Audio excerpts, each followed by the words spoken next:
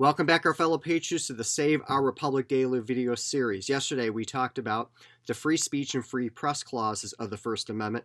I went a little out of order because really the first part of the First Amendment deals with the prohibition of establishing a church, a government church, as well as the protection of the free exercise of religion. And these are go hand in glove, if you want to talk about it that way, left hand, right hand grip. Different sides of the same coin. We can go on and on, mirror images, but they really do work together. The free exercise of religion clause is really, in my estimation, and because it was James Madison's estimation, the most important part of our constitutional protections of our inalienable rights. The idea is that our first duty is to the Creator, that we need to be able to be free, to be able to worship the Creator, nature and nature's God, the supreme judge of the world, divine providence, whatever you want to call it, in the way that we think is necessary for our salvation. And that we should not allow any earthly agency, including our own government, even one that is established in a constitution, that is a republican form of government, in other words, abides by the social compact and the people can vote for it and have accountability and responsibility, etc. All those things that are so unique in the American system, that still, above all that, we need to be able to have our freedom to worship God the way that we believe, and that there is no role for state coercion of religious beliefs, and there's no role for state subsidization of evangelization of a particular religious sect's ideas, and that we should have total freedom in our beliefs and pretty much total freedom in connection with our practices. Now, of course, we don't allow Satan worshipers to murder people and sacrifice them because that's part of their religious beliefs, but to the point that we can accommodate without having some kind of significant detrimental effect to the rights of others, that we should accommodate people's rights. And when I use the word accommodation cautiously, because it's not really an accommodation, it's respecting the free exercise rights of people. Accommodation makes it sound like it's kind of up to the government to do it, and that's why I'm not using toleration, because toleration, again, is this idea that the government can tolerate it if it wants to, but can revoke it if it doesn't want to. That's not the idea. The idea is that the first freedom that we need to protect is the free exercise of religion, because it supersedes all earthly government.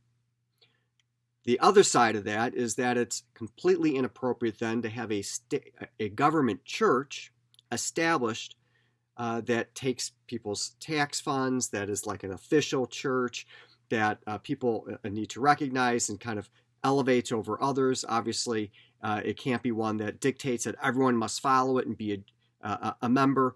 And we tend to forget and kind of take this for granted, that we can go to any church that we want, that our tax dollars don't go to support priests and ministers and others that propagate religion, that's wrong. We don't do that in this country. But that was the prevailing model, the whole ethic of almost all of world history. There's always an exception that somebody can rattle off, but pretty much the dominant paradigm for running the world was that there was an official church, or that there was one that was superior to others, or that you had to pay taxes to a certain one. And we've eliminated that. There are great debates, very interesting debates on the fringes of some of these issues.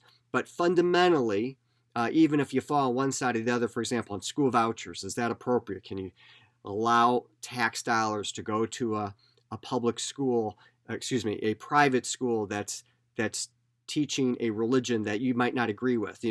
Is that proper? It's very interesting debate, which could consume hours and hours of this video. And, that's not the purpose. The purpose that we're trying to drive here is that, putting aside some of these really interesting grappling gripping issues that for 99.9% of the issues that are before us, we agree that we should have the right to pray and worship God the way that we want, or not worship, that there is not a state religion, that you can believe anything you want and not get in trouble for it, and you can practice pretty much anything you want as long as it doesn't infringe on the rights of others. And we take this for granted. We don't really pay attention to it.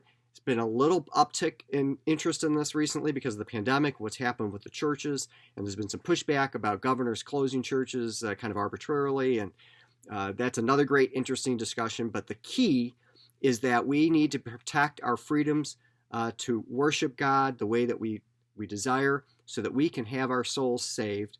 And after all, we hold these truths to be self-evident, that all men are created equal, that are endowed by their Creator with certain unalienable rights, that among these are life, liberty, and the pursuit of happiness, and that to preserve these rights, governments are instituted among men. And so the first of those rights is the right to the free exercise of religion. Until tomorrow, don't forget about America's Survival Guide at americasurvivalguide.com, Patriot Week at patriotweek.org, and Patriot Lessons TV show at patriotweek.org, and the Patriot Lessons podcast, American History and Civics. God bless you, and God bless America.